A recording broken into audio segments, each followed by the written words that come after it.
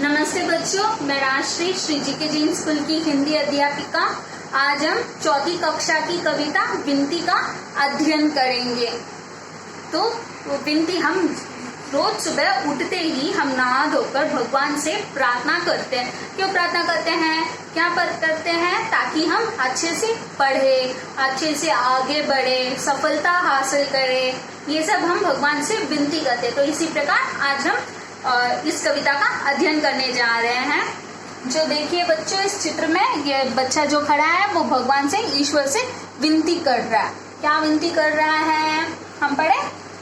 भगवान हमें दे दो वरदान, जिससे बने हम गुणवान, गुरुजनों का आदर करे, माता पिता का कहना माने, भूखे को हम खाना दे, प्यासे को दे हम पानी।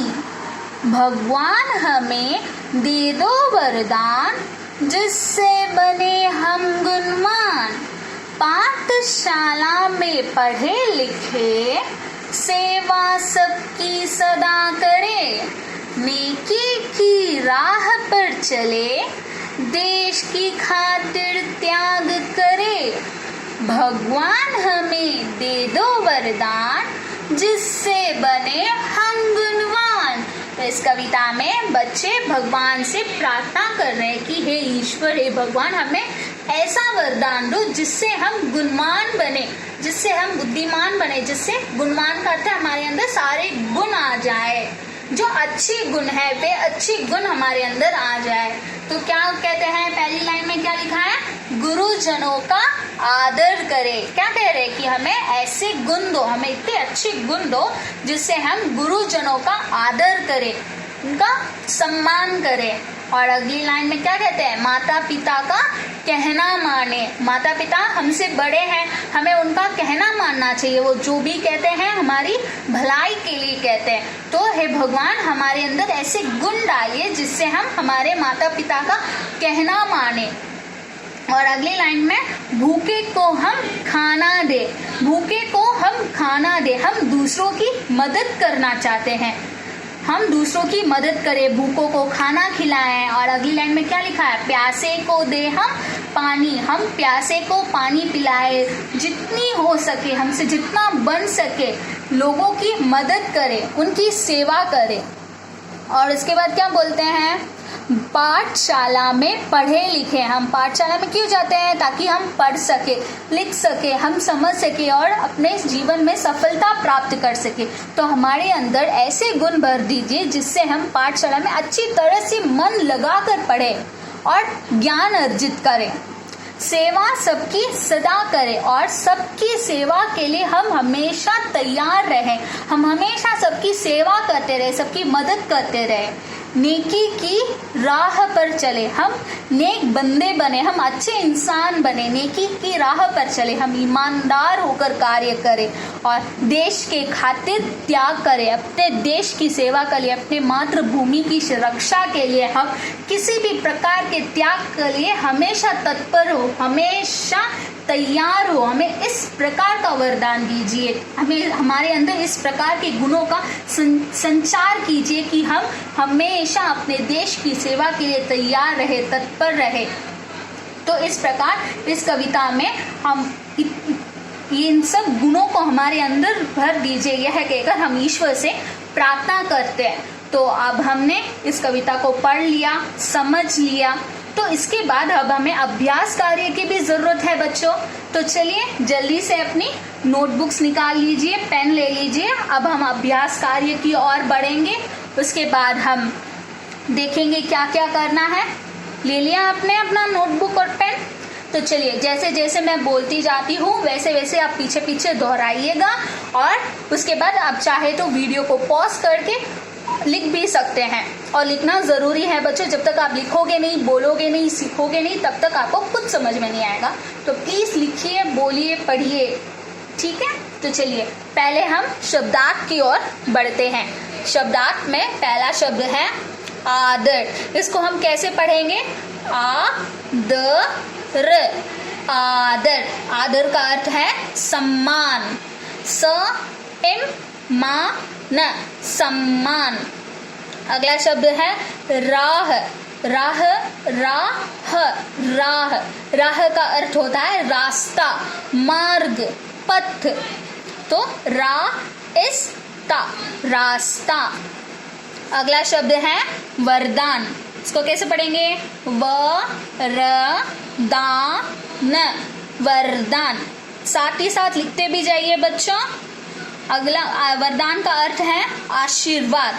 आ-शी-इर-वा-द, आशीर्वाद, आशीर्वाद। आशीर्वाद, इस शब्द में ये ऊपर जो रेफ आया है ना, इसको हम कैसे प्रोनाउंस करेंगे? इर, इर की तरह हम इसे प्रोनाउंस करें, और यह आवाज व से पहले आएगी। तो इस प्रकार के शब्दों में जिसके ऊपर ये चिन्ह लगा हो, उसमें इसकी साउंड इससे पहले आएगी। तो इस बात को ध्यान में रखते हुए इस प्रकार के शब्दों का उच्चारण कीजिएगा।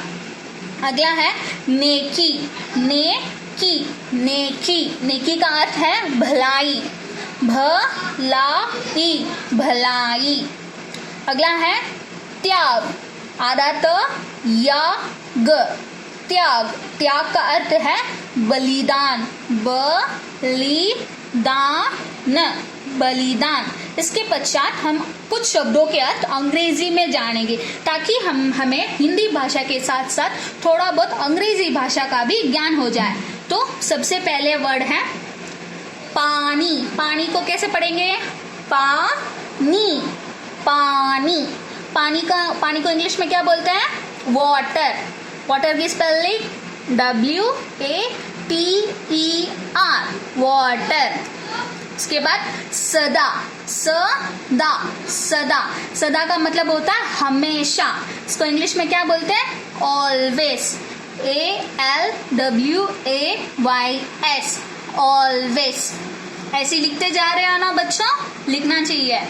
अगला है भूखा।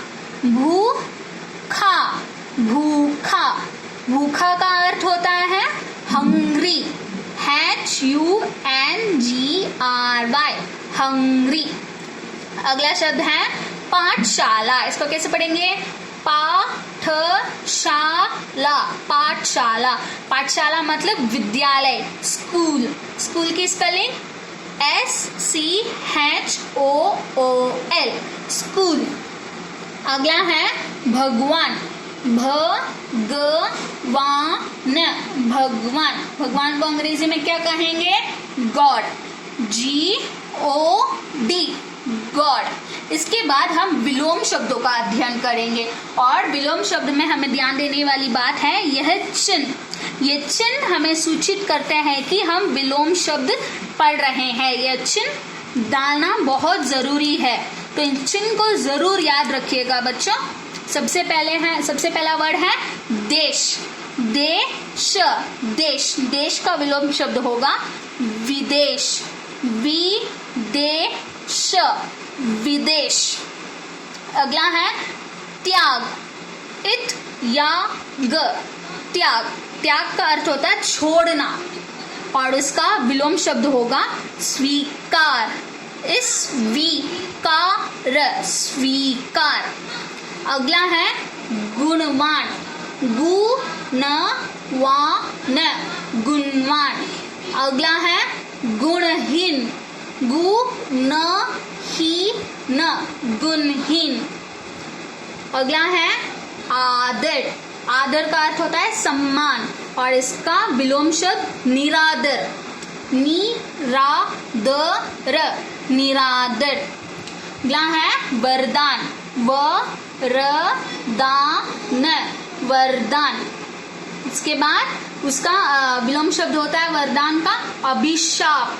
वरदान का मतलब होता है आशीर्वाद, और इसका विलोम शब्द होता है अभिशाप। अभिशाप, अभिशाप।